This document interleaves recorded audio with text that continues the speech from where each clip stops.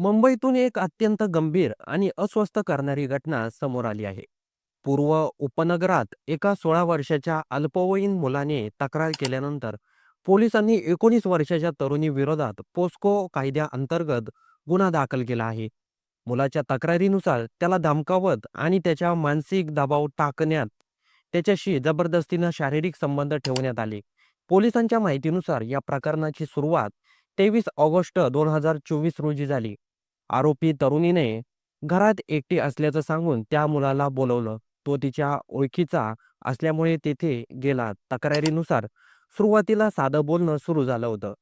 पण त्यानंतर परिस्थिती बदलली आणि जबरदस्ती करण्यात आल्याचा आरोप मुलाने केला आहे. पहिल्या घटनेनंतर त्याला गप्प राहण्यासाठी धमक्या देण्यात आल्या. कोणाला सांगितलं तर वाईट परिणाम होतील अशी भीती दाखवण्यात आली. या भीतीमुळे तो शांत राहिला. पण त्याच गोष्टीचा आधार घेत पुन्हा पुन्हा संपर्क साधला गेला आणि अनेक वेळा गैरकृत्य केल्याची तक्रारीत नमूद करण्यात आलं आहे. मुलाने नंतर आरोपीपासून दूर जाण्याचा प्रयत्न केला. फोन टाळणं, भेट टाळणं असं तो करत होता. पण पुन्हा दबाव आणून त्याला बोलवलं गेलं आणि जबरदस्ती करण्यात आल्याचा आरोप आहे. शेवटी मानसिक ताण वाढल्यानंतर त्या मुलाने धाडस केलं आणि पोलीस ठाण्यात जाऊन तक्रार दाखल केली. पोलिसांनी तक्रार ऐकून लगेच दाखल केला. पोस्को कायदा अल्पवयीन मुला-मुलींचं संरक्षण करण्यासाठी खूप कडक आहे. 18 वर्षाखालील व्यक्तीबाबत संमती असली तरी कायद्यानुसार तो गुन्हा ठरतो. त्यामुळे या प्रकरणातही तपास अत्यंत गांभीर्याने सुरू आहे.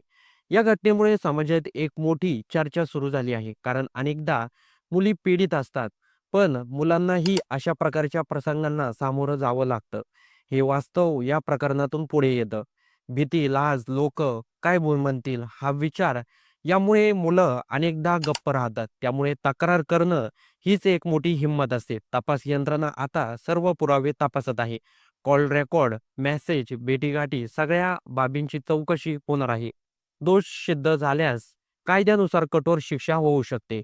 या प्रकरणातून एक गोष्ट स्पष्ट होते. अल्पवयीनच संरक्षण ही फक्त पोलिसांची जबाबदारी नाही, तर कुटुंब, शाळा, मित्र, समाज सगळ्यांनी जागरूक राहणं अत्यंत गरजेचं आहे.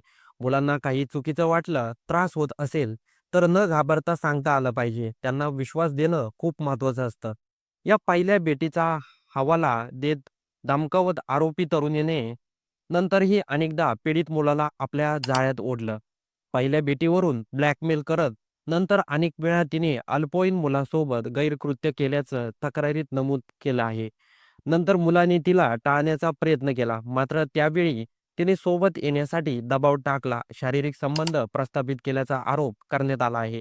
अल्पवयीन मुलाने पोलीस ठाण्यात धाव घेतल्यानंतर त्याच्या विरुद्ध शारीरिक संबंध प्रस्थापित केल्याच्या आरोपावरून पोस्को कायद्याअंतर्गत 19 वर्षीय आरोपी तरुणीवर गुन्हा दाखल केल्याचं पोलिसांनी सांगितलं आहे. तर मंडळी या प्रकरणाबद्दल आपलं काही मत असेल तर ते कमेंट बॉक्समध्ये नोंदवायला विसरू नका आणि व्हिडिओ आवडला असेल तर सर्वात आधी चॅनलला सबस्क्राईब नक्की करा.